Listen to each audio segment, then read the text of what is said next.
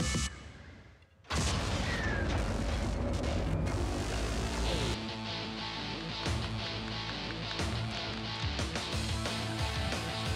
right, welcome back, guys. It is the Heroes of the Storm Spring Championships in Seoul, South Korea. Artosis and Kaldor here, ready to bring you some Europe versus China action. mYinsanity is playing again after they made it through the first group stage yesterday, and they are up against eStar today. A team that we haven't seen yet, but a lot of people have very high expectations of them. Yeah, this is kind of interesting, this match, really, right? Because first off, mYinsanity, no one really expected them to get here in the first place out of Europe. It was kind of a surprise. I thought they played really well. I loved their drafting style, to be honest, while watching that with you commentating over there, Kaldor. But yes, yesterday they seemed like one of the weaker teams out of the top 8, right? They definitely did. I mean, they said from the start, I actually talked to them a bit after the tournament as well, after yesterday's tournament. So we talked a little bit, and they said that the series against TLL was actually something that to them didn't really matter too much, because they said top 2 advance, we know that TNL is going to get out of the group. For us, the matches against the other teams are way more important. So it's one of the things where they said they put more preparation into the other teams than they did for TNL. Okay. But you're totally right. I mean, like, the Koreans really dominated yesterday when they were playing here. They are currently also doing really well against Dignitas, from what I'm told. Oh, wow. And yeah, mYinsanity, they went through the group stage yesterday. Today they have to show their stuff, and I'm very excited to see if they can make that happen against eStar. All right, well, eStar, this is like really exciting to see them outside of China finally, right? Like MSI was missing eStar, BlizzCon was missing eStar. Yes. These guys have been the best in China just about forever, but their visas always get denied. And for those of you who aren't aware of what it's like internationally to travel, if you're Chinese, it's a lot harder to get visas a lot of the time. Exactly, especially for the US. A lot of the tournaments there will happen without the Chinese teams. And eStar, they couldn't attend, which was a huge blow to the Chinese community, of course, too. Now they're here in Seoul, though, and of course they had a bit of trouble coming here as well, because they're missing one of their best players. That's right, Xiao T, the guy who actually made eStar Gaming. In fact, with Hasuobs, the most experienced pro gamer in the entire tournament, an ex-Warcraft 3 pro, StarCraft 2 pro, manager, coach, and really kind of the ace of this team is missing. He's been replaced by Savage.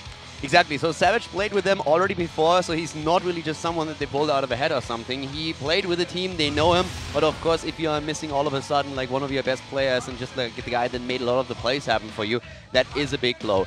Xiao is still here on the other hand, like he's still helping the team out, he's talking to them, he's giving them advice, he's making like calls for them, he's helping them with the draft, but then again in the game they have to rely on somebody else. Yes.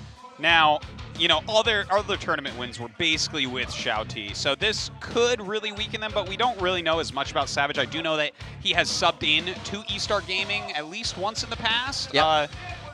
So, I mean, he's obviously a very good player. It's just, will he have the same type of team dynamic with them as Xiao T normally does? He's very young from what I know. I think he's 17 years old, and he is incredibly strong from what we are told here. But of course, the question is, how is experience going to play a role here for a young player also in this setup? Is that going to be an issue? This is something that we definitely have to watch out for during their games. All right, well, let's go ahead and take a look at these two teams and what they have to say about this tournament. 来自中国的伊斯大战队。大家好，我是来自中国伊斯大战队的图尼。是的，就是因为去年的比赛，然后去年签证的问题导致我没有去成嘛，是一个很大的遗憾。就这次的比赛对于我们来说是一个机会，更是一个挑战。漂亮，两个后排都被秒了。就我们队5个人嘛，就是可能跟队员性格也有一些关系，个人比较就是比较强大嘛，就是比较喜欢进攻别人，比较有侵略性。然后我们喜欢打的别人就是喘不过气来，就是能够让他感觉到你就是我们会一瞬间就把你打垮的那种感觉。认同，这是我们的风格，更是我们一贯坚持的打法。天堂之怒，这个鸟被烤熟了。他们是暴雪加牛皇的冠军，但是他们有跟我们在中国交手过，他们都败于我们，但是他们还是挺强的。但是我感觉他们应该还是打不过我们。我觉得 MVP Black 是我们最大的对手。我看了他们最近很多的比赛，我觉得他们比以前更强了。就是他们现在更加的稳重仁慈，但是比以前更加残忍。他们是我们一直想击败的对手。特别上一次失利，这一次我特别想就是击倒他们，想要一雪前耻。low，一切以比赛就是为核心，我们基本就是没有其他的计划。我们这一次非常有信心拿下这次春季赛的冠军。eStar加油，中国队加油！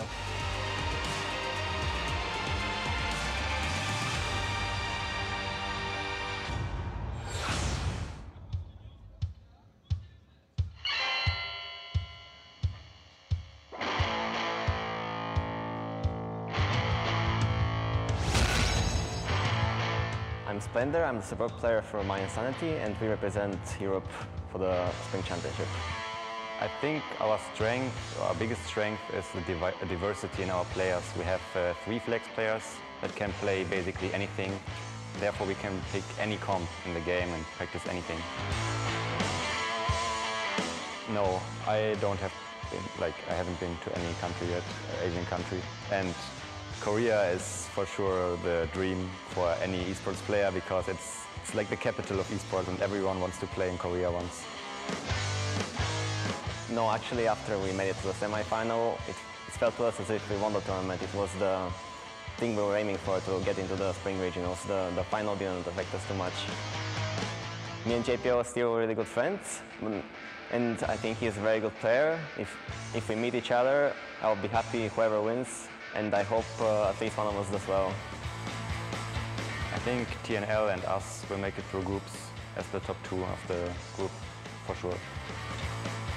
We've been bootcamping in Switzerland for a week now, and we have a lot of strategies prepared, and we're ready to use them in the tournament. Be well prepared because mYinsanity is coming for you. We have a lot of strats prepared for the tournament, and I think the other teams can't handle that, and therefore we will go far in this tournament. Shout out to everyone watching the World Championship, especially if you're cheering for Europe, we will make you proud.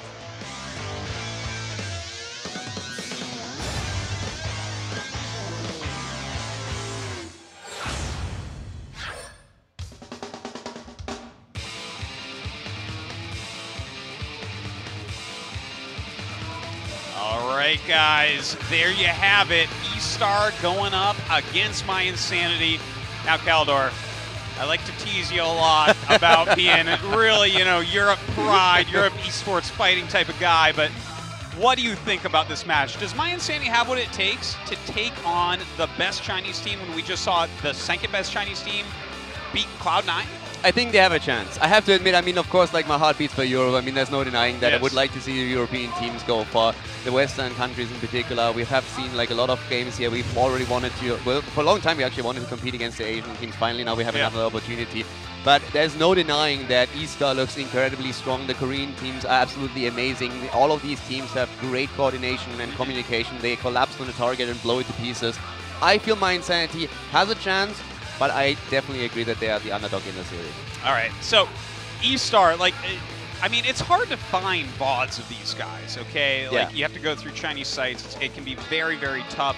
Since January, they've only played 1 broadcasted tournament, of which you can find about 2 rounds of VOD. So it seems like they might have the informational advantage over mYinsanity here. Oh, they definitely do. mYinsanity has so many games that have been available on Twitch, on YouTube that you can actually check out. So Kaldor TV. Yeah, for example. There's a ton of them up there. But I feel like at some point when you study their plays, you already realize that it's very difficult to actually prepare drafts against specifically. I feel like with the Chinese way that they play, they might just say, all right, guys, we know roughly what they do, but let's focus a little bit on our own strength. They will be the ones to adapt. And I feel what the Chinese are going to watch out for the most is like these specialist picks that we are seeing on the side of mYinsanity. They are known to play Cho'Gall. Every now and then we see a target ban against them. They played a lot of Vikings. We have Abathra players on their roster. So what they said also in the interview, they have a lot of flexibility coming into the draft. Well, the one thing we can definitely say about eStar is they are very aggressive. Chinese teams in general are very aggressive. And our first map today is actually going to be Tomb of the Spider Queen. So I'm wondering how, how is mYinsanity going to make up for this on such a small map where rotations are so strong? That is a very interesting map to start things off with, and I'm very excited to see that. This is also one of the maps where we've seen a lot of Cho'Gall play from mYinsanity and also the Sandwich Monkeys in the European scene. There's like a lot of strategies that you can pull here, but of course it's one of those maps where teams are going to look for strong rotations, as you already pointed out, and they're going to look to get that first turn in, ideally, of course, snowballing towards 10 so that you get a double turn in and push your opponent behind. It can be a very, very snowbally map. Yeah, in fact, we saw mYinsanity play on this map yesterday and just dominate by just controlling those turn-ins non-stop, really. That's something that they are going to look for again, and we have the diversity for them, so they have a lot of drafts. It's a map that has been very popular in Europe too. I'm very excited to see the Chinese play here, because we've talked already a bit with mYinsanity themselves, and they said they scrimmed against eStar actually several times already. It's it's like more or less even, but they also realized that eStar, of course, I mean, they didn't really show anything in scrims, obviously. They played a lot of Illidan, that's what they said, so you can already tell that they didn't they just want to test the waters a little bit of what's going on. But they say the playstyle is very aggressive, they have to adjust to that, and that the Chinese actually play sometimes extremely greedy, which you have to try and somehow adjust to. One example would be that, for example, they push a lane in the late game alone, where you expect, okay, that has to be some kind of trap, there's somebody else around. He can't be alone down there. But then it turns out there is actually nobody, so there's a little bit of a mind game there. That's really funny too, yeah. I mean, we just saw that with EDG in the last match against Cloud9, where they kind of baited, like, yeah, only one guy's down here. Nope, two, but I totally see what you mean about that. It's really interesting to see if they're going to do moves like that as well, kind of like a bluff push. Exactly, and that caters again to what we've been saying about the Korean and also the Chinese teams, that they play very well with vision. So they always try to deny to you information, and if there's suddenly only one guy on the map, you're thinking, well, that must be a jab, right? Yeah. But in reality, the others are currently taking a camp, that guy is getting experience on the bot lane, and nobody's really willing to commit to anything because you're afraid that you're running into a trap once again. So that's something where they've been trying to just mind game the Western teams a little bit already. All right, so I've been talking a lot with Dreadnought about drafting and what can be hidden. And, he was talking about how Cloud9's probably trying to hide some strategies right now again in this group stage against someone like EDG. But with eStar here, are we going to see, like, MYI immediately balls to the wall, best drafts, best strats, or do you think they might try to hold something back? No, they're not going to hide anything here. They said, hey, first group stage, yes, we're going to hide stuff. We don't want to show anything. We don't want to give the other teams, the strong teams in the second group stage, a chance to really prepare properly for us. But second group stage, this is where it's at. Those are the groups of death already. Yeah. We want to succeed here. We're not going to hide anything. If we see an opportunity, we're going to pick one of our drafts and we're going to go straight in with everything we've got. Okay, that's absolutely great to hear. So some stuff that we did not get to see yesterday out of mYinsanity going to be popping out here. Maybe that's why they ended up losing against TNL. Maybe they can actually, maybe they are at that same level as a TNL and eStar and EDG. I mean, again, against TNL, they said from the start, this is a series that is, of course, something that fans want to see. But to us right now in the first group stage, it's not important because we know they are going to advance either way. No matter what happens, they advance. Our priority has to be in the first group stage on the other teams. And that played a factor. We already talked a bit with them also about the yesterday's matches. I mean, we've seen that Sky Temple game, for example, and they said oh yeah, we're very well aware that's the best map. We're also super aware of what kind of strategy they play. And when they just simply said, well, if we meet TNL again, it's just going to be a simple ban on Sky Temple. We're not going to run that risk anymore. Yesterday it was fine, but the next time we're going to face them, that map is the first map that goes out. Oh, that is actually awesome to hear. So, all right, I mean, mYinsanity, known as a very smart team, a lot of thinkers there. Splendor, of course, being like a very big brain in Heroes of the Storm. Oh, yeah, no, I mean, Hassel, I don't want to show too much bias, but he's actually, I have known him for a very long time. You as well, of course, in StarCraft, Warcraft 3. The guy is brilliant. Yeah, he's a career pro gamer. Yeah, exactly. I mean, he started pro gaming. I was his manager back then. He was 16 years old. Yeah. 16 years. I had to drive him to events because he couldn't drive there. So it's just and he's been in this scene for ages, and he's a very experienced player. He's incredibly smart, and he just has that calm that team needs. And that is an advantage that they are going to have here. But as we already said, on this map, actually, when we're talking a bit about the drafts and what they could show, I feel the only hero that they could really show onto the Spider Queen with a big maybe. Cho'Gall. But that's the only one. Usually when we're talking about the other niche picks, that's something that they will show on other maps, but not necessarily here. In this case, it's really just a question of if they feel like the draft is catering towards a Cho'Gall, yes or no. He's strong on the map, but as we said, the other teams, if they expect anything from mYinsanity, then it's Cho'Gall. Yeah, yeah. I mean, that's kind of like the first thing that pops in your mind when you think of mYinsanity. Yeah. You know, we see a lot of weird drafts where it gets baited in or baited out, and you know, obviously they're very good at Cho'Gall. They've been using him since before his buffs, so very comfortable with that. The thing is, I don't think China really ever uses Cho'Gall, so that might be a good strategy to pull out here. Even if it's just resulting in a ban against Cho'Gall, it's always something. We talked about it yesterday actually a little bit, that they always have this slight laugh when Cho'Gall gets banned out against them, and I asked them today, is that really true? And they were immediately, oh yeah, definitely. It always like baits some bans out, and I mean, every ban on Cho'Gall when they don't even intend to play him is like an empty ban right there, something where the team cannot take anything else away from them. No, totally. That's like a fear ban, like a respect ban of some type. And if mYinsanity has a strategy that's not Cho'Gall based, you ban that, that's a big advantage. Every ban and every pick during the draft phase is extremely important. And with a lot of the specialists, I mean, we've seen Murky played by Cloud9. Those are things that will get banned at some point. Not necessarily because you say, hey, this is like the strongest one that they can pick, or you always expect them to do it. But you're saying, I'm very uncomfortable playing against this because we don't face it too often. Yep. So do we really want to go up against this? Yes, no. And if you just decide, well, we don't have the experience against this particular comp, then you just get rid of it and face something that you're more familiar with. You know, that's really interesting as well because, you know, if someone's picking a hero that you don't normally see, then they obviously have practiced it a lot, whereas you don't normally see it. So, you know, that becomes very, very scary to actually play against. And again, exactly like you're saying with these Chinese teams, last series, the game that EDG lost to Cloud9, there was a Murky pickup, and we don't really know how many Murky pickups that they really see in China. I don't think it's very many. It's also like kind of interesting that it happened on Towers of Doom, which is more of a cheese map. We have seen even on the European scene some Asmodan games over there with like approach Asmodan, which is actually incredible. You just like trade kills for structures. So that was very interesting as well. But the draft is already starting, and we are kicking things off with a Thrall ban on the side of mYinsanity. Well, this is of course like the first ban, so they didn't really need to think about this one too much. We are on team with the Spider Queen. Thrall is a great solo laner, and getting rid of him right off the bat is of course always a good choice. I would say I would like, oh, they actually banned Zagara. Does that mean we see it? Yeah, it's an instant Zul. I don't like this Zagara ban one bit, Caldor. Like, I feel like, you know, these are the three major laners, so to ban Zagara after Thrall's been banned gives them Zul first pick, and I think this is his strongest map.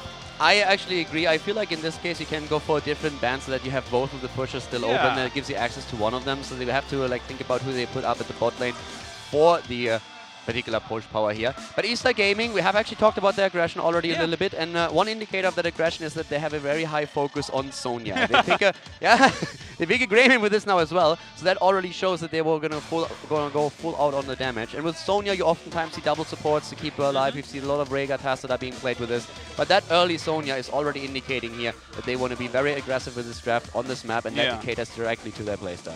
You know, that is quite interesting. I bet you mYinsanity, if they don't want Tassadar, I wouldn't be surprised if we see them actually ban it out in the second ban phase before it goes over to eStar Gaming. It would make a lot of sense for the map. That could totally happen here, and especially since vision on the map is so important, you need to control the two turn-in points if you really want to be successful. Especially the first and the second one are going to be incredibly important, so that is something that they could definitely do here. They continue with the Li Ming, so they are adding some damage on their own, and I really like this. Especially against a hero like Sonya, we could also later in the draft maybe even see a Vala with like more single target damage. It depends a little bit on what eStar is going to draft in the next few picks, but that's definitely something where mYinsanity can say, okay, we need to control Sonya somehow. We already have a Bone Prison here. She might go into Whirlwind on 4 to make sure and Hurricane in level 4 so that she can dodge that. That's also where that Muradin is now really coming into play. Stun against Sonya. You need to somehow lock her down and make sure that she is just not going to push you into oblivion. Now with this Muradin pick, would you say that mYinsanity is setting up for an ETC ban? I would say they're either going to, into what we've been talked about already, either going into a ban on Tassadar or they're heading into a ban on ETC. Yeah, it seems like those are two absolutely fantastic picks for them. I would actually like the Tassadar ban because Johanna can be quite good here as well with the wave clear. Yeah, one of the things, of course, that ETC we have to mention is that Li Ming could go into wave of force, and we've seen this a lot more often. So if they have also like another hero with cleanse, even if she's caught in the mosh pit, as long as you can cleanse her and she can use her ult, that's completely fine. Yeah. So they definitely have a couple of options how to play this. If they're so afraid of an ETC that they say, hey, Li Ming is just not enough, we have Muradin as well, you could actually stun that out, then they're going to ban him. But I like that they go, as we discussed, into the Tassadar. I feel like this is an absolutely important ban now against a team that is already signaling with their first pick of all things that they want to go Sonya. Exactly, and that's one of the big Vision heroes as well. So they just don't really have anything that gives Vision quite yet. But they're going to go ahead now, pick up their healer. Rhaegar still very, very valued, of course, despite the fact that he can't heal himself. Yeah. I mean, exactly. Dread is going to head that. We expected Rhaegar Tassadar, if possible, for eStar. Tassadar was denied to them. They still go for Rhaegar after they banned out Uther. That makes perfect sense. We also know that the Chinese teams love to play with Sylvanas, and this is one of the... Like, there are several maps where Sylvanas is just absolutely amazing if you can get control over the objective. One is Tomb of the Spider Queen. Pushing is important. Wave player is important. You can play the same on Battlefield if you are really a little bit greedy, want to go aggressive with a potential immortal that you get. Of course, with Infernal Shrines, we have a similar situation. But this is a very good pick for him, for them there as well. It's something that mYinsanity actually... mYinsanity is one of the teams that first started in the European scene, like way late, to go into Zagara and Sylvanas for like the cheese push power here. So they are very familiar how to play this and how to play against it. Okay, makes sense here. We do switch over to mYinsanity's side, going ahead, getting that Tyrande to make that Tyrande-ding combo just so good at those rotations. What will this last pick be, though? Do they want like a frontliner, like a Zeratul, perhaps? They could go into that. Right now, I definitely think they are not going to try and head into... Well, they actually played double support in the European qualifier. They did a lot of that, actually. But they showed a lot of Tyrande solo already in this tournament, to an extent where other teams started to ban out against her. In this setup right now, we are having, of course, one tank missing for eStar Gaming. They have to really get that in first. But we could see for mYinsanity still that Vala that we've been discussing a little bit earlier. If they feel that Tyrande is enough for them, they have Zul, and Zeratul is being picked here. So as you suggested, a Zeratul in this case makes sense. I like it. I don't think that a double support with the setup that they're running would have really given them. No, yeah, I do like the Zeratul put really quite a bit. And Johanna actually is picked up, even with ETC open. Not too surprised about that either. Gives them that little bit of extra wave clear. Yeah, you need the wave clear, and as we said, there's the Muradin around with a stun. You have the Li Ming that can go into wave force, and we're also having a Zeratul that can kind of try and counteract a little bit with a Void Prison. So going into a Johanna instead, which offers that wave clear that you've been mentioning, makes a lot of sense. Especially since they don't have too much that can really capitalize on that free stun of the ETC. It's not like they're running the Tyrande here, so yeah, I like it. Okay, so Kaldor, taking a look at both these drafts, and considering the map, considering the players, what they like to play, who won this draft for you? Who has the advantage before the map starts? For me personally, I would say like just from the draft and just from the way that I know mYinsanity plays this map, they have an advantage. But then again, I have to admit that eStar on a player level has probably the edge over them. So that's going to be a huge factor. But I feel the draft that mYinsanity got is exactly what they wanted. And that is going to give them a lot of confidence going into this. I like how you said that, Kaldor. I think you're right as well. Looks like we're going to start, guys. Game number 1 of eStar against mYinsanity.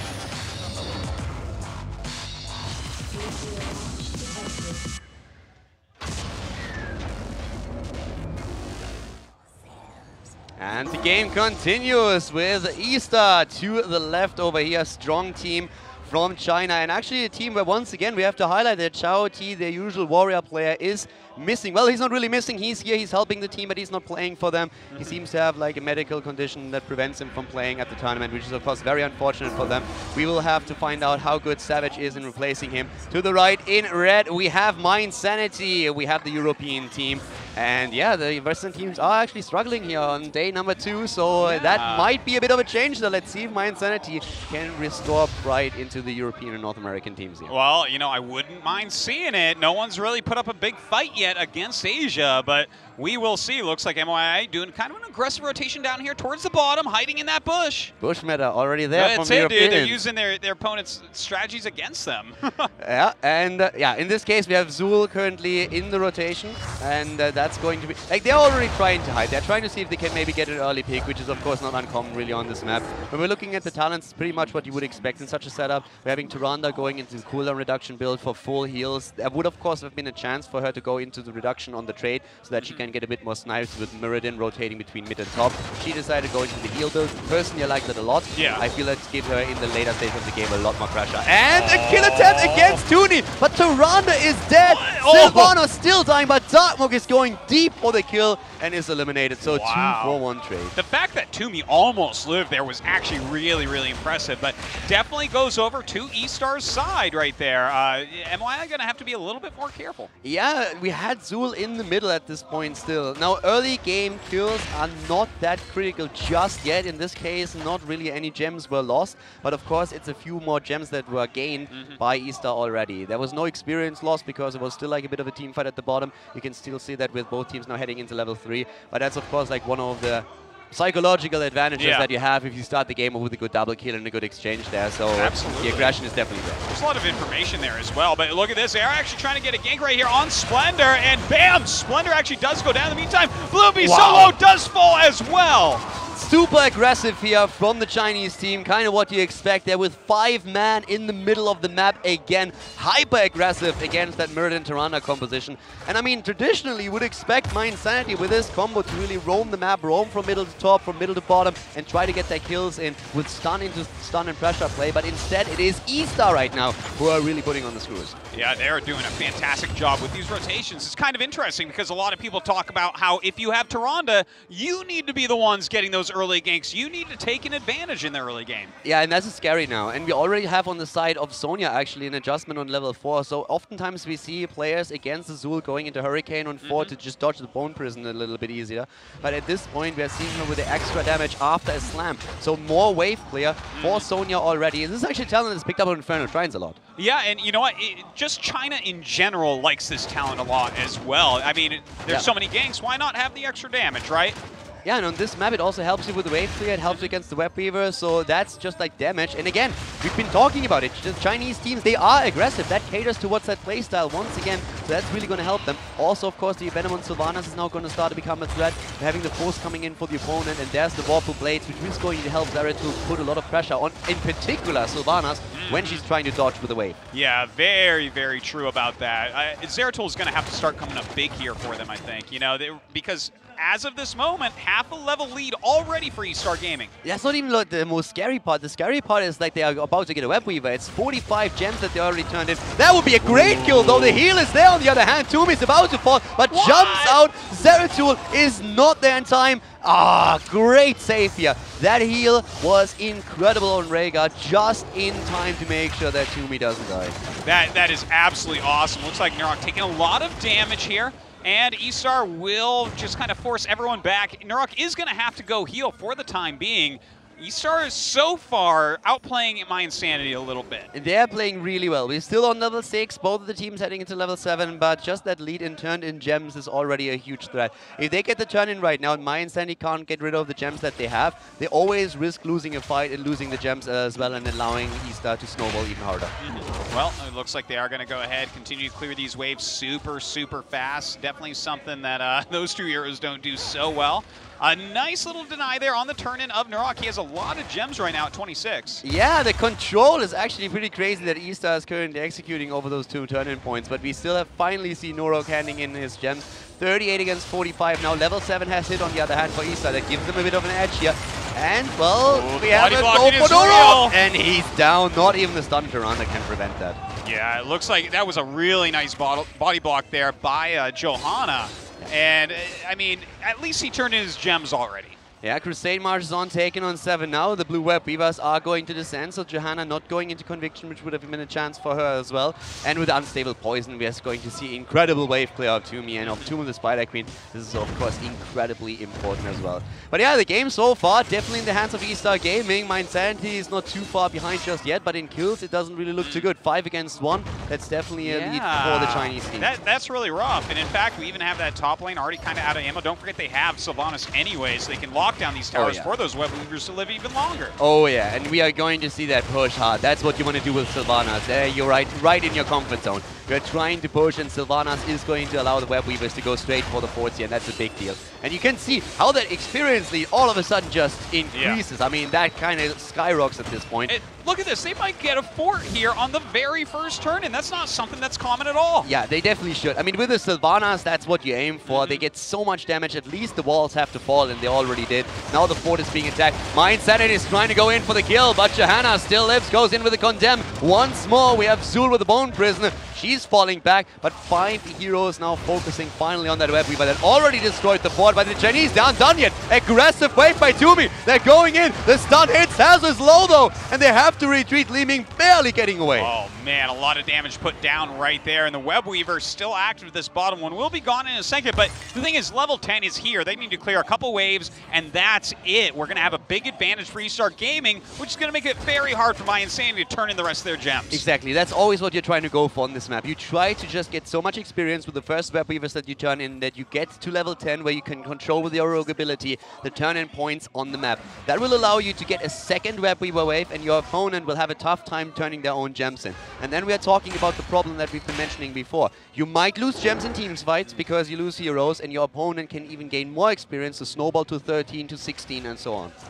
All right, well, right now we do actually have mYi going ahead, taking this bruiser camp. I do like this move quite a bit. They don't really have a whole lot else they can do. In the meantime, eStar is starting to push in. And we don't have a level 10 taken for Sonya net. There is no cleanse. So you can go leap here, and the Chinese are known to go leap with Sonya, and that is definitely a huge opportunity for them to jump the backline. With Tyrande not having access to cleanse, there's no chance to get rid of that stun. So that's actually a huge deal here that Sonya hasn't taken that talent yet. Really good catch there, Caldor. And in fact, during all of this, we do have eStar invade, steal this bruiser camp, and finish off that fort. This, you said it before that we had mYinsanity get the draft they wanted. They should be feeling good. They should be feeling like they can win this game, but so far it has been completely one-sided. Yeah, their early game did not go well, not at all. They were the ones who were looking for a strong early game, and that didn't happen. And you know, with Sonya actually not picking the talent, even if she goes into Wrath, just the fear of getting jumped by a leap will make it very difficult for especially Tyrande in the backline to engage into these fights now. But at least at this point, it's a level 10 versus 10. We have the second web weaver wave, and that was actually great timing. You could see that the Chinese team was just delaying their turn for as long as they possibly can, and when they realized, hey, our opponent's going to hit 10, then they started to go. The red web weavers actually come in. Oh, and there's the kill again against Zeratul. We have already Li Ming trying to laser them apart. Splendid amount of fall. Muradin is first. Oh, Splendor going to go down as well. If it's, oh my God, NCCCC gets him. Yeah. And wow, that's pretty rough. I mean, you get your turn in, but 3 heroes die right away. The web weavers aren't going to do anything. I have actually to apologize. I thought that it was the blue team that got the web weavers there. And I'm a little bit surprised that they didn't make that turn in happen or denied that. Because I was as well, because I was just talking about that. I'm like, well, I mean, they're not going to allow any turn-ins. Bam, turn in for mYinsanity. The second I stopped talking, I suddenly realized it's the red team. So mYinsanity actually got once again what they wanted. Yeah. And then they got crushed. Yeah. It's just like you give them a little bit of hope and then you take it away. That's currently what the Chinese do. eStar is very cruel in such a way, but looks like right now, as they clamp those web weavers already, may as well go ahead, get their own bruiser camp over here, and they're very close to this 13 talent here. Yeah, they are very close to the 13 talent, and of course they have 70 gems because they didn't turn in earlier. And at this point, you really have to ask if that was not even a mistake, but just like them doing it on purpose and saying like, yeah, we can definitely defend that first step. We were over the opponent. We have our 10, so just let them do that. We're in a good spot here. 13 is now ready, and they turn in with that. Leap has now been chosen as well. Mystical Spear. That is such an aggressive play here, and this is going to hurt. This is going to hurt a lot. Yeah, I mean, I love it. It really kind of goes into their style here as well. So we'll see if they can continue to push mYinsanity back, who are just kind of sitting at this keep tower. I mean, it's pretty tough. Really, only Zul is up pushing a lane right now. Yeah, and Zul is currently up at the top lane waiting for the web weavers. He's called into the middle actually because they realized that the Chinese team is not even trying to go for the top 4. They want to go for a kill at the keep. Nice heal against Greyman here. That was an important one. mYinsanity with a smart move, trying to get a hero kill before the web weavers are there. It didn't succeed in that, and now they have to try and defend that mid lane, which is not going to be easy. This is really tough right now. We do have Blumby come out. It does take some damage. Backs off, though. These web weavers pushing through right now. If eStar can get a keep this early, there's going to be nothing. A beautiful leap goes down. Zul is dead. Zeratul is falling. That's more gems lost than eStar is going straight in. They were solo and Sumi after good action from Hazorps on Li Ming, but right now there's nothing about this anymore. We are seeing the keep disabled, and this is going to be the first keep falling here. And we're just 10 minutes into the game, Artosis. Like, this is too quick a keep. You know, yeah, you can snowball leads on this map, but it takes a while normally to get a keep on Tomb of the Spider Queen. But eStar has done it in almost record time. That's a 4-level lead at this point. I mean, this is quick match what we are seeing right now. They are playing an incredible game. Yeah. The Chinese are totally dominating this match from start to finish at this point. This is brutal, buddy. I mean, they're going to have 16 before the 13 talent. Yeah. I guess What do you do as mYinsanity Caldor to come back in this game? Well, the big problem is you basically cannot do anything, and just like you can just like sit there. Either you try to go for a snipe at some point when you see an isolated hero, which I don't really think is going to happen. The Chinese are just too strong for that. And if that doesn't happen, right now, the only thing you can do is sit back, soak the experience, accept that you're going to suffer a couple of losses, accept that you have to go up against another web Beaver wave. At some point, you're going to have to make a stand. That might be now. Good Void Prison in the back line, but it's going to be enough. Sonya is down. That's important. Here comes Zul. He goes for the poison over. That might just fit, but Nuruk is already low. Darkmok has also to retreat here. A 5 versus 4 on even talents. That's the best fight that they're ever going to get here. Yeah, it truly is. In fact, Toomey getting stunned, but that was an awesome Ancestral coming out of Tiger. They do continue to push him back. Darkmok actually being kind of exposed there. Does get to blink away. A little bit of extra damage put on by Hasuobs, and eStar isn't done. Why aren't they retreating? They needed to do more damage here. mYinsanity that is. eStar is still there, getting locked down again. Hasuobs is trying to go for the combo. Honestly, Ming, they're low in mana at this point as well, and they're going in again. Darkmok in the last fight, that was an excellent Void Prison that he had there, but they only got the kill against Sonya, and she leaped in. She was completely isolated. Here comes the pressure against Li Ming. Rhaegar with a totem. She turns around, goes for the disintegrate, but so far we have everyone coming into play again as Sonya is moving back in. Darkmok wants to go for the kill, but he himself gets taken out. Oh no, that is just terrible form right now. And level 16 has been reached by eStar Gaming. They're going to go ahead, take down this last fort, and they are in complete control here once again. Oh yeah, they definitely are. And of course, that Cold Embrace on Sylvanas is helping them so much in these fights at this point. Glass Cannon has been taken by Li Ming. She needs to go for the damage here and is trying, but of course it makes her very vulnerable at the same time. A tough match for mYinsanity, and again, that last fight, the Void Prison after Sonya started to leave was perfect. It was exactly what they needed, but they needed more than only one kill. The kill against Sonya is just not enough in that situation. No, it certainly is not, especially with such a level lead. It's kind of crazy, but it looks like we might have a little bit of an error going on right now. Maybe someone's PC, something went wrong. So slowing this down, which I think is good for mYinsanity. You know, I wonder, like, they can sit here and think a little bit. What do they do now? Like, we were talking before, they just kind of have to sit there, but this is like, it couldn't be worse, right? I mean, right now it's very tricky. The 13 power spike that you get is oftentimes not as crazy. So them turning into that fight that we've been mentioning, that was actually a very smart move. They used immediately the Shadow Stalk. They started to go in. They killed Sonya. The problem is at this point what they have to do is they have to really pursue it, make sure that they get at least a second kill, ideally a third, then start to work at the objective. Get a bit of snowball going for themselves. Get the objective. Get a couple of structures down. If they do that, they will not end up on the same level as the opponent, but they're going to significantly close the gap. They haven't succeeded in doing that. Now they're 3 levels behind and missing a keep, like. Yeah, missing a keep and 16 talent versus 13, and that's the big power spike right there. So for them to come back at this point right now, they have to hope for eStar to make a mistake. Yeah, and eStar, the way that they're playing so far, it doesn't look like a mistake is being made. Yeah, exactly. Like, the only thing that you could really like talk about is like, I don't really want to say that Sonya made a mistake leaping in there. She just saw an opportunity to go for it. They didn't realize where Zeratul was positioned, so she jumped in. Zeratul saw an opportunity to isolate her. He did that. But when we talk about mistakes, I mean, we're talking 11 kills against 2. Yeah. There's not really any, like, a lot of room to work with here for mYinsanity. I think that's not even allowed to happen when on Tomb of the Spider Queen you have Muradin and you have Tyrande and you have, like, Zul. You have Zul in there, you have Zeratul in there.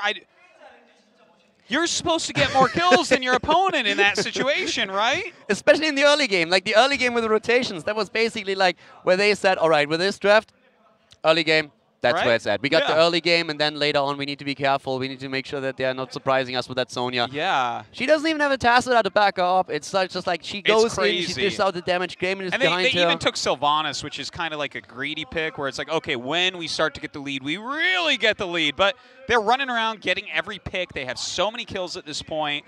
mYinsanity needs to tighten their belts a bit here. Oh, they definitely do. Because they're being caught with their pants down. See how I did that? They definitely are. The thing is that Toomey also, the Sylvanas that you mentioned, I mean, he is playing this incredibly well right now. And in one of the earlier fights, we actually saw Hasuobs got a beautiful combo up against him just before they started pushing. And he was so low that you could actually argue that they have to really think about, okay, how long do we really stay here? Because if Sylvanas dies, there has a chance for mYinsanity to come back. He stayed long enough. They stayed in the back, just waiting, just seeing if the team could make something happen. They did. Sonya leaped in, they got the kill, and then Sylvanas was back to business. Rhaegar by now got 2 heals and 2, so all of a sudden they could go through that keep. So they are playing this incredibly smart, and they are playing aggressive, but not to an extent where you say they're taking too many risks. It's not like a boneheaded aggression, okay? Like, Yeah. yeah, there are teams that just go too deep every time, but eStar has won so many tournaments. Like, I think they've won more tournaments than any team by miles, okay? They win everything in China. Everything, okay? It's go crazy. look at their result page on like Liquipedia. It's insane. They are always getting first place. They are very aggressive, maybe slightly less aggressive than some of the other Chinese teams, but it's like it's so targeted, it's so well done. They're so used to this. Yeah, and it's just crazy how they're able to really make this happen from the get-go here. Because mYinsanity, they thought that they were prepared for this. They knew that they were the underdog, no doubts about that, but they said, hey, we have a good draft here, and we can like beat these guys. But now, on this map, it's not really the map that, or not really the playstyle we're going to see in the rest of the series, but this is definitely a very, very tough start into such an important game. Because, well, this is a team that you have to beat if you want to advance out of this group. I almost feel like the game's over and that we just need to go to map 2. You know, like it's so far gone. And this map is one of the hardest ones. mYinsanity themselves knows very well from yesterday. If you get a big lead on this map, it's really hard to get back. You can defend all those turn-in areas very well, especially with the tier advantage, the building advantage that already we see for eStar. It's going to be very tough. But if Heroes of the Storm has taught me anything, that is that you should probably just you're right about play the game out. Because if eStar makes a mistake, just one, and Zeratul gets a good Void Prison, that might be the turnaround. Yeah, seriously, if they do get like a wipe, let's say, a 5-0 wipe, which can happen still, that would turn around so much. They'll get a turn in, they'll easily destroy every fort, you know, and obviously that extra XP bonus is really going to help them to bridge the gap as far as levels go. One of the things that's really happening right now is that they have to rely heavily on that Void Prison. It has to be spot on. It has to really open up a play for them that they can start to come back. And Zeratul, I think he's feeling a lot of pressure right now. You saw a couple of the last fights where he went very deep because he thought, hey, I need to make a play here. I need to kill someone. He was trying to go for Sylvanas. Ended up dying then because he overextended a bit too much. So even I understand the pressure he's under, but he needs to show the patience right now because at this point, most people would say, okay, this game is over. And I would, to a certain extent, agree with them. But if he can make a play, if he sees a chance, and that might happen at some point, just pop up, a Void Prison can turn it around to at least to a point where they can start to make some groundwork. Because with all of those forts that are still up for eStar, there's a lot of experience and structures that in the late game you can easily burst down. Look, they've just banked all their experience, right? Like they are going to like skyrocket if they do start to kill everything as far as the experience goes. And Zeratul is that ultimate comeback mechanic. He's kind of like, you know, a lot of people were talking about it, I remember in the NA regional, where it's like, okay, this is like Zeratul is the hero where if your opponents are better than you, if they're going to outplay you and stuff, Zeratul gives you the best chance of screwing everything up and coming back. Yeah. And actually, mYinsanity was on the receiving end of such a comeback in yesterday's matches because it was one of the situations where they dominated a game from start to finish on Cursed Hollow. Yeah, I think they had 17 kills against 1 at this point, so it was crazy. They were so far ahead. And then all of a sudden, there was one team fight gone bad. One fight at a boss, and it would nearly resulted in them losing the game. That's the only thing that happened. They lost 3 heroes, and that brought them back in, or the opponent back into the game. All of a sudden, it just like went straight into a core rush, and that can happen to you. They barely defended it and were able to win the game in the end. But if you just do not pay attention for one moment in Heroes of the Storm, no matter how far you're ahead, seriously, you are going to be in trouble. It's very true. This is definitely a game where you can be punished and punished so hard. I have gotten word that the issue is one of the mYinsanity computers started to lag suddenly, so they're just trying to fix that. And we'll be back into that game as quickly as possible. Automated Windows update right there. Hey, do you want to install Windows 10? I'm like, no! There's like, no, stop asking! Did it ever happen to you that you suddenly play a game of Heroes and all of a sudden you get like a pop-up on your screen, your computer is going to restart in a minute? Yeah. And I'm like, no, it's not. Oh, God, it's the worst, man. That actually like and then it does restart because you're clicking so quick. You accidentally hit the thing, and then it's like, oh, sick, I get to do lever matches. And then it's a 10-minute queue, and, you're like playing with the scum of the universe, other people who got resetted by that, and, you write in chat, oh, Windows 10 update for you as well, and they're like, oh, yeah. And you share the pain. Yep. But yeah, so there is apparently a bit of a computer issue, but still. In this case, we're having, of course, now a situation where mYinsanity is pretty far behind. They haven't really I want to highlight that again. Haven't really like shown too much just yet in those drafts. So if they can really maybe the drafts later on make something happen in the sense that they are surprising their opponent, that would of course be what they're hoping for right now. Assuming for a moment that eStar doesn't make any mistakes, but they are not giving up on this. This break, even though it's annoying, is actually something that gives an opportunity to talk a little bit about what's going on. We've, by the way, been also told that apparently the issue has been resolved and we are going to resume the game in a moment. Game should be starting right back up, guys. So, you know, get out there in these last seconds before we get back in the game. Let everybody know Europe is fighting for its life against China. Yeah, and they have to, because so far they are struggling a lot. And yeah, so we have 16 versus 14, nearly a 3-level lead, 2 levels until the next talent hits. It's going to be the roughest time for them. They have still enough gems for a turn-in. If they can maybe, and that's a big maybe, rotate around at some point after the defense of those Web Weavers, they might be able to just like get themselves a bit of breathing room. But right now, of course, they have to defend against this wave first of all. All right, well, you know, at least they did get the bruisers here. This will help out a little bit. The Web Weavers coming down here for eStar Gaming once again, still with that 3-level lead, and of course that 16 talent, so important. I want to highlight as well that Savage here on his Johanna is playing an incredible game as well. We've been talking about it earlier, that Shawty is not with the team, that he's the replacement now. And so far, there is absolutely nothing where he has to say, okay, I screwed this up. He's playing an incredible game at the front line. He's doing a very nice job with his condemns here too, and also with the shield. So I'm really glad that you pointed out, because we've seen how many times has he gotten really low on health and just backed out perfectly. He's absorbing a ton of damage for his team, as any really fantastic Johanna can. He's always exactly where he needs to be, and he has that second stun ready, so he played a really incredible match. There's that Sylvanas again, adding value to the push, and that's another fort gone. And they are not done with it. They want to go for core here. They already locked down Nurok, attempt to with Rhaegar, and they're starting to push in on all fronts. mYinsanity, they have to make a stand now. All right, well, they're trying to push forward at the moment. Blummy taking a lot of damage. Darkmok having to blink over his own core right here. They're pushing him back, actually, into this Tower of Storms or whatever it's called, and well, I mean, they're dealing a lot of damage to this core, man. I don't know if MYI is going to be able to stop it. They have the Void Prison, and there it is. A 3-man Void Prison. Can they get the kill in the meantime? They can't. Doomy is there. Here comes the jump. Poison, but it's a double kill. They get the double kill, but the core is already falling. It's down to 50% as the third hero dies. This is it. mYinsanity loses 3 heroes, and now their core is also going to be eliminated, even with them setting the Void Prism up. eStar takes a double, takes a triple, and ends the game. 15-minute game, Tomb of the Spider Queen, 14 kills to 2, I believe it was at the end. Yep. Dude, that was as one-sided as it could be. Yes, that definitely. was, I mean, and the thing is, I thought that mYinsanity yesterday played this map fantastically. They controlled the game right at the start, and it never came to a point where that strong early game composition that mYinsanity had could do anything for them. And then even in the last few moments when they had the Void Prison, they got the Poison Nova off, but it was immediately turned around the game. mYinsanity is the team that loses 3 heroes right away, and they got crushed. Okay. Let's clean the slate. What does mYinsanity do to not let this occur next time?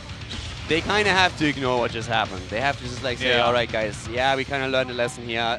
Let's play this safe, but this game, I feel Cursed Hollow is opening up a few options for them, because this is a map where in the European style, you oftentimes see an Abathur.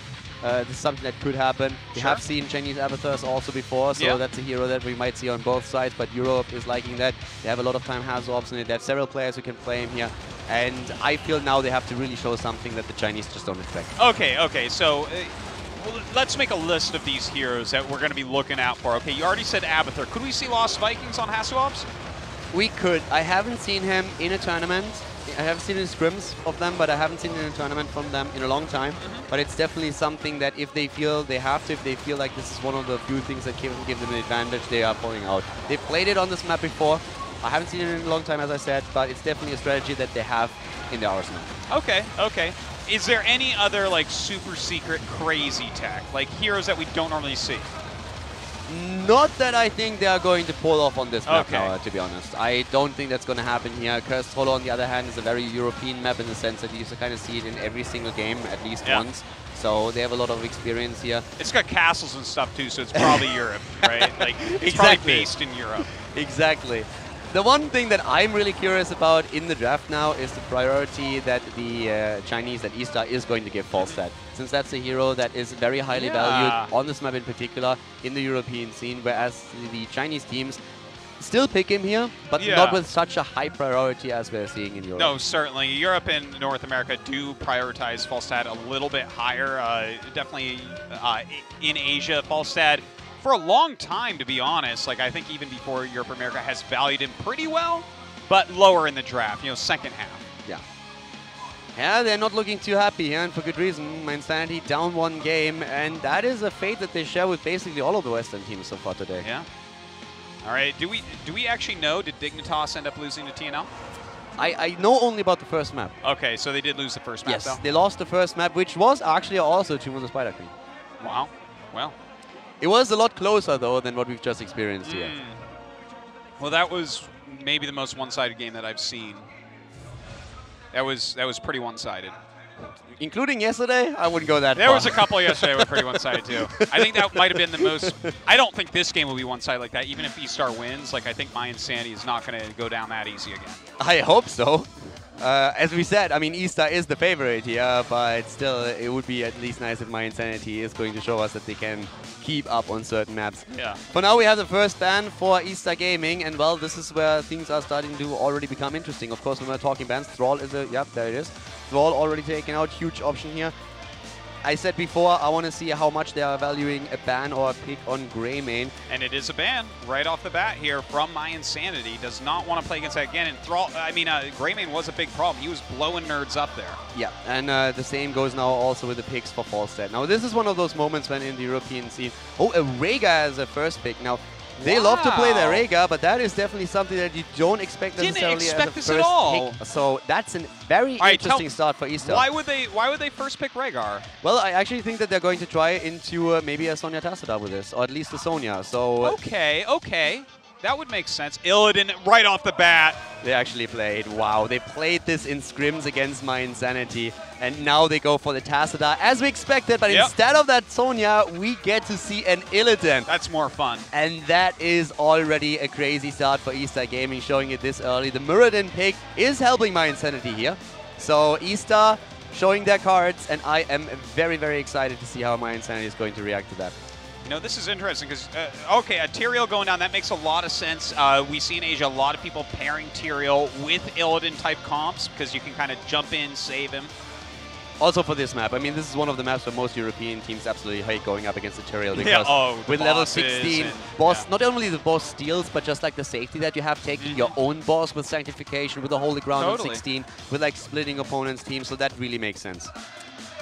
All right, let's see. It's a Sonya ban on the other side. That makes a lot of sense as well. Oh, yeah. Sonya deals tons of damage to Illidan. Yeah, she's perfect against Illidan, so banning her out makes a whole lot of sense here.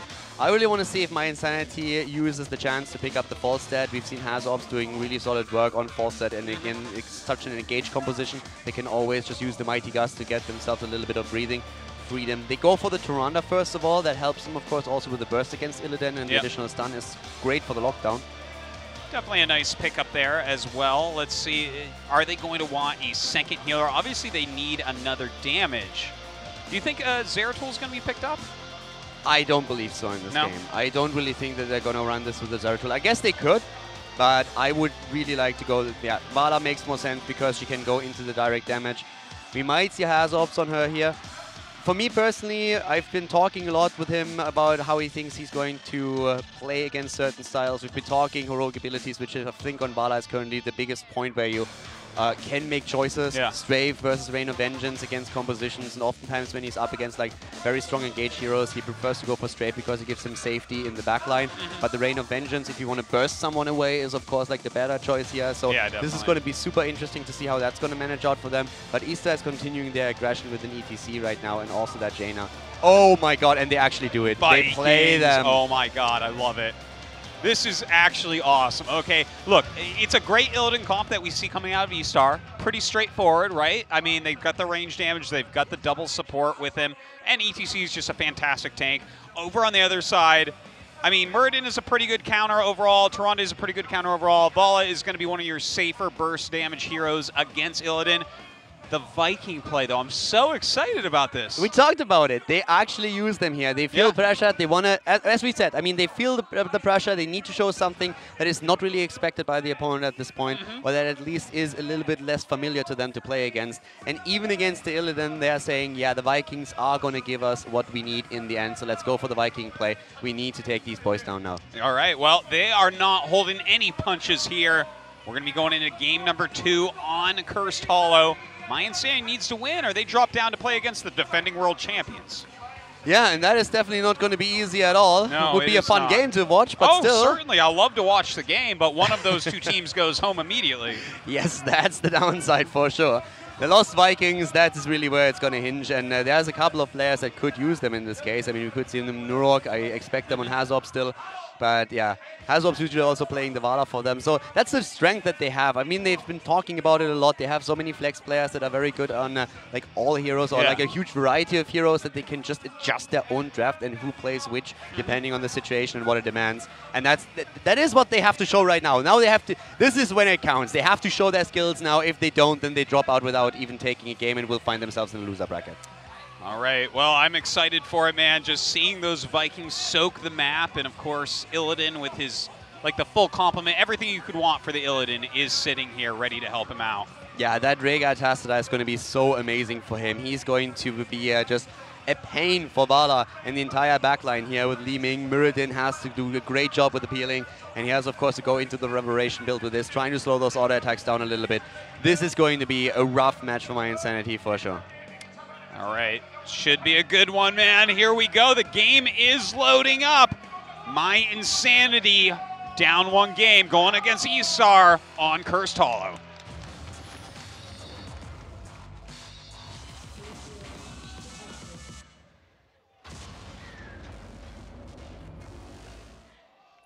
eStar with a 1-0 lead after an incredible first game going into the Illidan composition.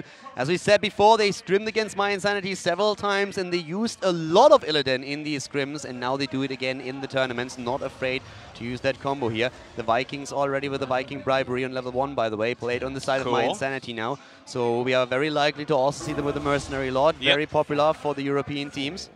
Yeah, definitely going to be very good at split pushing there with those two comboed in. Now, how will China actually deal with this thing? Is they are very aggressive. They do a lot of rotations. Will the Vikings actually be kept alive?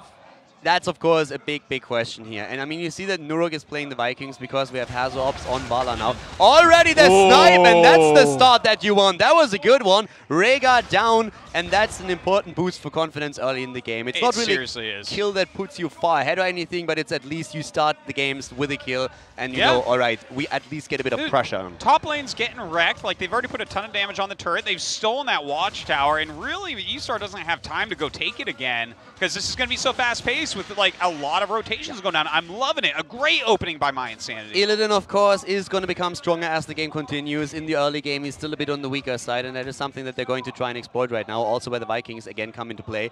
We have Vala already adjusting with a build. This is actually an important part. Vala oftentimes, when she's up against a Thrall, when she's up against a Zeratul, will look at an arrow build at least and consider it, because it gives you a bit more safety and survivability. In this case right now, even though we have an Illidan on the opponent's side, she's going into that hybrid build with the multi-shot, which is also going to give her control after level 13 so that she can at least slow Illidan down a bit. That's a really good point that you put out there, Kaldar. Slowing him is going to be really, really important so you can actually hit those correct stuns with the Murden, with the Tyrande, and blow him up. Now, I like that we actually see a lot of bush sitting here by mYinsanity. They are just trying to gank as much as they can. Of course, when you have the Vikings, you can roam with 4, and it's super dangerous. But so far, eStar's eluding them a lot of the time. Yeah, Eric is already down at the bottom here. We have Force Armor on the other hand, also for Li Ming, by the way. Ooh. But as you said, the Vikings are going to be crucial. eStar is doing a good job dodging all of these roams that we have. A Viking at the bot lane is down. You have to expect losing Vikings against such a strong team as eStar.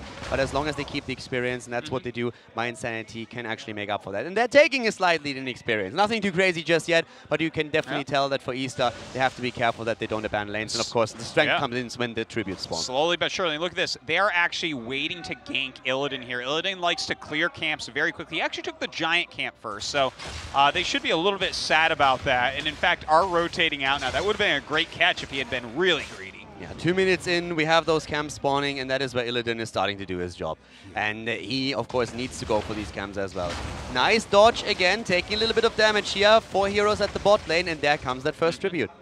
All right, well, they're already kind of in position here. In fact, going ahead and attacking into this turret a little bit. Looks like they should be able to get it. You know, a slight advantage. Now, what they're going to want to do here is have a long fight so their Vikings can soak for as long as possible. You're perfectly right, Atosis, on this. It's not really the goal to necessarily get the tribute. I mean, if you get the chance, you will. Yeah, yeah. But the deal is here, you need to delay this for as long as you possibly can so that you get value out of the Vikings soaking the lanes, and that is what we are currently seeing. We even have a switch on Vikings to deal with the top lane a little bit easier. Yeah. Oh, but Darkmok is in trouble, and he's down. Vala eliminated. That was a great job by eStar, and it also results in them taking that tribute quite early. Yeah, that was very nice. That was very swift because, again, it was like 4 1/3 heroes down there for mYinsanity. So to make a very powerful move suddenly as 5 allowed eStar to go ahead and grab that tribute, and now rotating over to this Bruiser camp. Illidan immediately is going to do Illidan things again. He's going to go for the camps here, which is important. That also puts pressure on the lanes. And that is something that the top lane had to deal with, which is actually why Nurok went in for it. But it looks like they're going to go for an invade right here, and it looks like Savage being backed off at the moment, jumping all over Splendor right here. A big stun goes down onto Tiger. Tiger gets blown up. Splendor very low and gets killed as well. Darkmok is moving in now. He's trying to help out. Hazops is in a bit of trouble, but so is Illidan. Savage has a huge problem here. He dies, but we have now Xing going in as well. A massive fight for the camp here. Bloomby has to jump out. It's a 3 versus 2 trade. Now, this is really interesting. Wow. Okay, I guess in a way, eStar, like, God. That last kill was awesome. Perfect Okay, well, play. that definitely goes eStar favor, but don't forget, with the Vikings still up, we're still getting soak here from mYinsanity, so it's not quite as bad as it could have been. Yeah, but that's always a risk that you run. You know, this is one of those moments where you see an opportunity to go in, but you have nobody rotating after you, and that's the problem. The longer the fight at that camp lasts, the better it is for eStar, because this camp is on their side, and the rotation is going to be much, much faster for their team. So if that fight continues for too long, which it did, you will have other heroes coming in to help you out, and that's why they lost so many heroes now. All right, well, it looks like the second tribute is up. The Vikings still soaking each and every lane. We even have those siege camps down at the bottom. Looks like they're going to actually rotate to clear that up. That's really smart. You don't want those pushing during a prolonged battle. Yeah, talking about pushing and talking about those camps, we do not have the Mercenary Lord. We have Eric the Swift on level 4. I haven't really touched on that yet.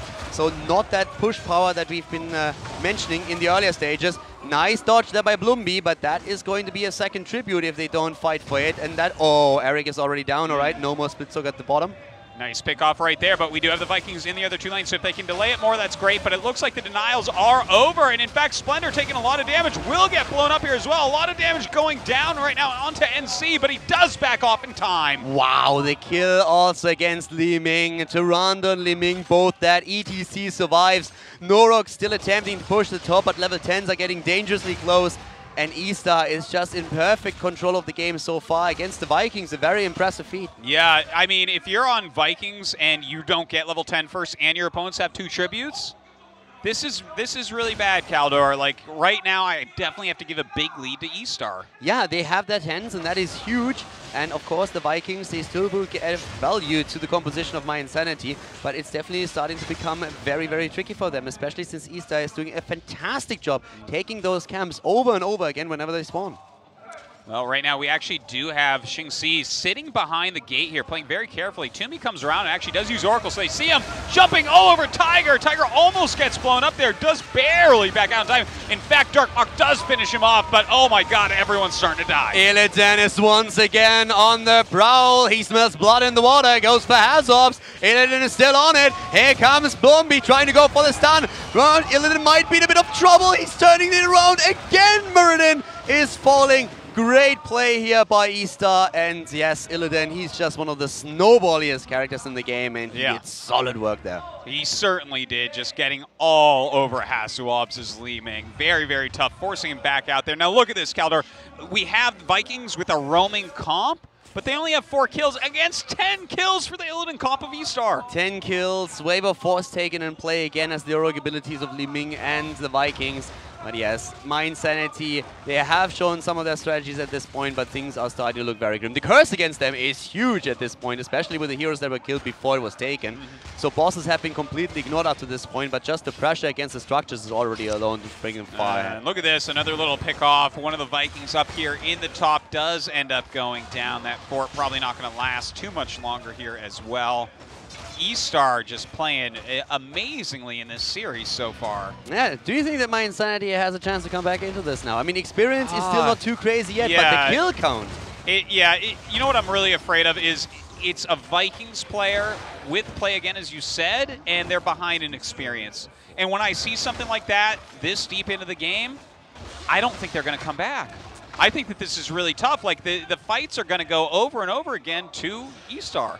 It seems like they will. We have, again, for Valor, by the way, strafe taken, so trying to stay a bit safer in the back line, afraid of Illidan, which I can totally understand. They were able to take ETC down, but that curse it definitely hurt. As you already said, the experience lead is there. The Vikings are still soaking as much as they can, but it still doesn't change the fact that we have a lead for the Chinese team with a level 13 now on their hand. All right, well, right now we do actually see Nurok a little bit far forward right there. Xingxi going to come down, clean up those Giants, not going to lose that fort quite yet. In the meantime, some Merc camps being taken on both sides. Yeah, and at least those Vikings make it very difficult for the Chinese team to snowball here. eStar is doing an incredible job just rotating, getting the camps, but they always find themselves in a situation where mYinsanity catches up in experience. Nurok right now kind of hiding in this bush there. Oh my god, there's enemies all around. Okay, Nurok, you're dead, sorry. But run, Eric! Run, Forrest, run! Oh, I cannot believe he made that. That was so scary. And that buys time. That buys time That for was them. like the kitchen scene in Jurassic Park where the raptors walking around. They're like, oh! It definitely was. He gets away, but now while we have the boss taken at the top, they need to be back because, well, eStar is saying, well, we don't really know where you are. You're probably going to take a boss. Let's push the keep wall. I love this. This opens up that win path as well, and this is in the lane where their boss is. So it's going to be a lot easier for them to finish off mYinsanity later on if they get an opening for that. Whereas this top boss, okay, I mean, it's doing some work, but is it worth losing those keep gates right now? I'm not so sure. They also got now, with the Viking bribery, the Siege Giants. That's actually pretty sweet because that boss is going to go through that fort at the top. And the Giants are going to attack, but here comes the mosh pit already interrupted. They're starting to jump in again. They kill. Not quite yet against Splendor, but he's on the wrong side of that wall and he falls. What about the rest of the team? They're trying to stay alive, but Darkwing is getting hunted by Illidan. Wow, Xingxi being healed up there by a beautiful Ancestral, and now it's time for Savage to go ham, actually taking out a couple more. And, I mean, this turned out well once again for eStar, but as you said, you know what? That camp, that siege camp along with the boss, that's giving them a chance here still. Yeah, but Jaina is back and trying to defend against it, and down here the keep is being attacked, and there's very little chance of that keeping that alive. There's not enough heroes that can really defend. Li Ming always with a poke, but it's not going to be enough. There's 4 heroes pushing that in, and they are willing to commit to it and going to take it down to run on Vala back to business, but it's a little bit too late. They are going to attempt to chase, though. All right, well, they are coming out right now. In the meantime, one of the Vikings going to pick this up. One of the nice things about having Vikings on this map, the boss taken care of by Xingxi. I don't think they're going to get any picks here, to be honest, though. Yeah, they're too staggered. They're trying to keep them off the mounts with Splendor and his Owl on Tyrande, but as you already said, they're moving away, and there's just like no helping it. 13 kills against 5 at this point. We have at least level 13 talents for mYinsanity. The problem, of course, is that eStar has hit 16. Yeah. Well, you know, they're not too far behind in experience, of course, because those Vikings are doing so much work with the soaking, but, you know, they've died so many times. This is really tough. Lumpy taking a lot of damage. Look at that. They were waiting for that dwarf toss. I love this. They had the vision thanks to that. Illidan jumps in with the Metamorphosis. They knew exactly what he would do. And that was just so well played. They kept 2 heroes on the other side, and then were just saying, like, yeah, we dare you. Just jump in. And Illidan said, like, great, we have vision. Let's do it. They set him up right there. Beautiful moves here by eStar, who now are going to go ahead, clear this boss, draw on checks. Not like they can do anything about it.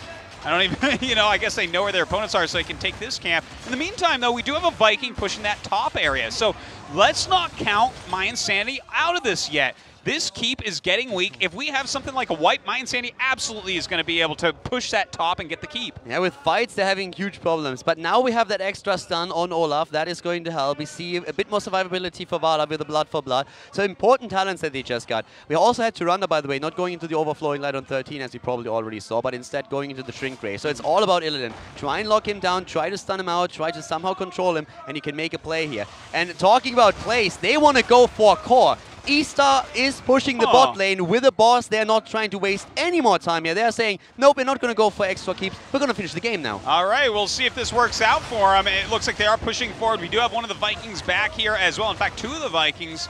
I'm not sure where the other one is right now, but the boss going right up to the score. 2 catapults with it as well. Don't forget about that. That's dangerous. Here comes the play again. They're moving in. They're going for Jaina. Icebox saves her for now. Strafe already been used as well. The fourth one in the backline is already happening. And at the same time, the kill against the Valla. So much damage already gone, and the boss is still on the core. And it looks like Savage just going crazy right now, blowing everybody up. Blumby trying to use Reverberation to slow him down, but he will not be slowed. Jumping all over him. The force wall comes down. Blumby does have to Dwarf Toss out, but this core is so low. No way to stop it. And GG, eStar gonna take game number 2 and the series. eStar takes it, and they look good doing it. They take down mYinsanity without anything. Like, they are just like obliterating them here, having no problem whatsoever against the Viking play.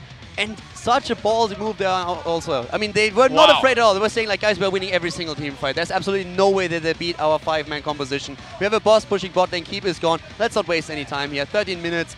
I need to get some food. Let's end this. I guess so, man. That was absolutely brutal. mYinsanity put up a much better fight the second time, but I can't see mYinsanity beating eStar. After those 2 games, it's like, they really pulled out their best stuff, I think. They were maps that mYinsanity, I feel like they're very good at, but eStar showed a different level. Yeah, they were not trying to hide anything here, and this is really just like showing, first of all, that it was incredible. Like eStar, we were asking how much is the loss of Shower T going to hurt them. It definitely did, I feel, but it's not really something. I mean, Savage played great games here. There's no denying that. He's definitely a worthy replacement, no doubt about it. He's shown his skills here, and they don't have to worry too much, I feel. mYinsanity, on the other hand, they have a lot to think about after this series. They certainly do, and they're going to be going up against the defending champions, Cloud9. That's going to be really tough as well. Like, Cloud9 did take a game off Edward Gaming. They look very good. You know, I saw them tweeting before. They're saying, all right, we're warmed up now. We're ready to fight. Still very confident, yeah. Yeah. I mean, mYinsanity, on the other hand, they're already kind of showing their strats. I don't know. Are they going to get out first here? That might happen. It could. It might really happen. I guess they have prepared some things for Cloud9 as well, but this is going to be rough after this series. This has to be a bit of a wake-up call as well. Yeah. I mean, right now, China and Korea are the stories of this tournament. They are just crushing everyone and everything. I'm excited to actually get off this casting nest and see if Dignitas could bring it back against TNL. I'm actually going to cast the 2 winners of those games, so that's going to be pretty interesting for me as well. And I'm definitely going to get a Dignitas game one way or another. But right now, Europe is definitely struggling a lot, as is the US. Yeah, it's pretty tough. I do know Naventic lost its match earlier as well, but I don't know. I guess we'll see eStar going up to that winner's match, which means that they're going to be playing against their longtime rivals in China, EDG. And that's going to be also a very cool series. But as you already said, I mean, eStar is really the team that has won basically every single tournament that they participated in the Chinese region. On the other hand, if you see that interview that Edward Gaming gave, they actually said, we are the best team in China. So already throwing down the gauntlet there. They really are. And, I mean, that's going to be a really cool match, and one that they played so much. I'm sure there will be, like, a meta within the meta, and the game will probably look really weird, because they're just so used to each other. That would be like mYinsanity playing against Dignitas. Those games can really cause some very, very funny drafts from time to time, because it's not so much really about, like, it's a very lot of a lot of counter picks. You know exactly what the comfort zone of your opponent is, and some of the picks that you might not make against other or like bans that you might not make against other teams are definitely going to happen just because you want to try and deny them their comfort zone. Yeah. Well, you know, that's going to be a lot of fun, but you're going to be casting, I guess, next with Dreadnought, and that is going to be MVP Black, no doubt. I didn't even check their result, but I'm sure that's I'm sure that they won whoever they were against. They were up against Naventic, and they took it with a 2-0. Yeah, no, they totally did. Here you see Group A, what we're looking at right now, that loser match, Cloud9 versus mYinsanity. One of them will drop out. The other will play the loser of eStar versus EDG. I'm actually very interested in eStar versus EDG, what that'll look like. It looks like TNL did end up beating Dignitas. Yeah, so you get to cast something that I get to cast all the time. Enjoy this. I will. Let me give you a little inside scoop here. TNL, they play really well against MVP Black. Like, they're very good. They are almost as good as MVP Black, but they literally just can't beat them. Can't do it.